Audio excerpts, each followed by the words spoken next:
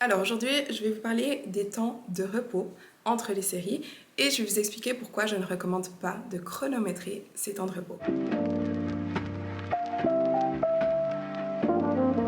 D'ailleurs, si vous avez déjà pris un de mes programmes ou si vous avez déjà pris un coaching avec moi, vous aurez remarqué que je n'indique pas les temps de repos.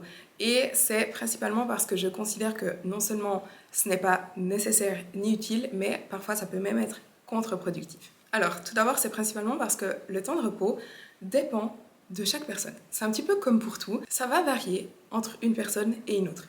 Généralement, d'ailleurs, on dit que les femmes ont besoin de moins de temps de repos, mais si je prends ma propre expérience, je remarque que je suis quelqu'un qui a vraiment besoin de beaucoup de repos entre mes séries et parfois même j'ai besoin de plus de repos qu'un homme. Donc il y a certaines personnes qui vont récupérer simplement plus rapidement entre les séries qu'une autre. Et bien entendu, ça va totalement dépendre de l'intensité qu'on met dans ces séries. Deux personnes peuvent faire exactement le même nombre de répétitions. Si une personne s'entraîne un petit peu moins intensément, elle aura besoin de moins de temps de repos. Et donc le temps de repos dépend aussi du poids qu'on met sur la barre. Plus on met lourd et moins on fait de répétitions, plus on aura besoin de temps pour récupérer avant de pouvoir refaire une série. Alors que si on prend plus léger, on fait peut-être plus de répétitions, on aura besoin de moins de temps de repos. Mais ça dépend aussi de l'intensité, c'est-à-dire que si on fait une série jusqu'à l'échec, on aura besoin de plus de temps de repos que si on fait une série où on garde 4-5 répétitions en réserve. Et donc, imaginons qu'on a un programme d'entraînement et que sur, je sais pas, 3 séries de 10 répétitions de squat, c'est indiqué de prendre 1 minute 30 de pause. Si ça se trouve, quelqu'un va prendre ses 1 minute 30 de pause et avoir aucun souci, faire ses 3 séries de 10 squats sans problème. Et une autre personne va faire sa première série sans souci, va prendre 1 minute 30 de pause, faire sa deuxième série, et là, ça va être un petit peu plus difficile que la première.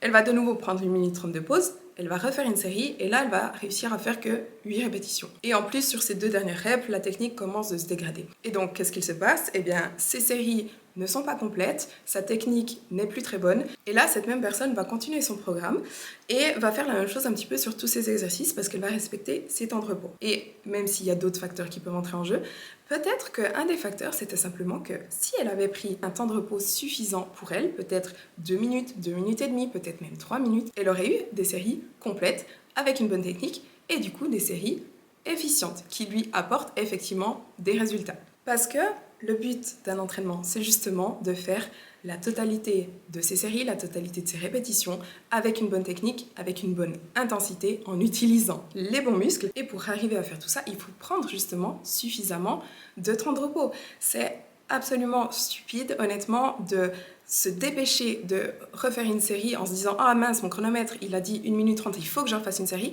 alors qu'on est encore trop fatigué pour être capable de faire une série efficiente. Et donc mon conseil, c'est quoi? C'est simplement de s'écouter. Le but, c'est vraiment de sentir quand on est prêt à refaire une série. Si vous êtes encore essoufflé de votre série d'avant, si vous avez encore le muscle qui tremble, si vous avez encore le muscle complètement congestionné, vous n'allez pas être capable de faire une bonne série ensuite. Donc généralement, vous allez le sentir que vous êtes prêt à refaire une série. Et moi, j'ai envie de dire, vaut mieux prendre un tout petit peu plus de temps de repos que nécessaire plutôt que moins. De toute manière, vous n'allez pas prendre 10 minutes entre chaque série, ça c'est sûr.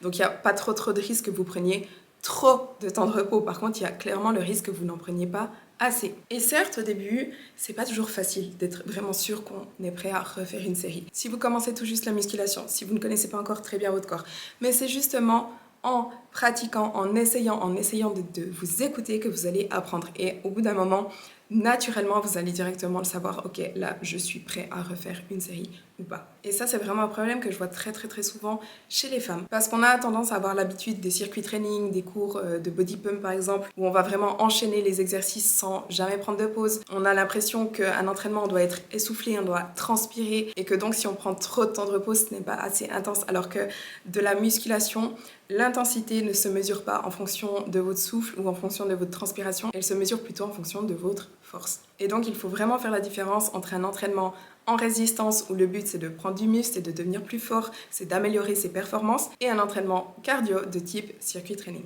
Et donc ne pas avoir des temps de repos imposés, ne pas chronométrer ses temps de repos, mais plutôt s'écouter et faire en fonction de ses propres besoins, de sa forme du jour, etc. C'est ce qui va permettre d'avoir des entraînements réellement efficaces, de progresser et d'avoir des résultats. Et je sais que parfois certaines personnes enchaînent les séries parce qu'elles manquent de temps, mais sachez que dans ce cas-là, il vaut mieux privilégier de faire moins d'exercices dans sa séance pour que sa séance dure moins longtemps, plutôt que d'enchaîner les exercices et les séries sans prendre suffisamment de pauses. Pensez toujours que la qualité de l'exécution des exercices prime sur la quantité. Donc voilà, peut-être que certaines personnes ne seront pas d'accord avec moi, peut-être qu'elles vont dire que les temps de repos c'est ultra important. Je ne suis pas d'accord avec ça. Moi je considère vraiment que l'exécution et du coup l'intensité en termes de capacité du muscle à réaliser le mouvement prime sur juste le tempo ou le temps de repos. Mais du coup voilà, je vais juste expliquer mon point de vue et la logique derrière mon point de vue. D'ailleurs, en parlant d'intensité, je vous ai déjà fait des vidéos sur le RPE et sur le nombre de répétitions à faire. Donc je vous les mets ici en haut si ça vous intéresse. Mais en tout cas, j'espère que cette vidéo vous a plu. Si c'est le cas, n'oubliez pas de liker la vidéo, de vous abonner à ma chaîne si ce n'est pas encore fait. Et on se voit dans la prochaine vidéo.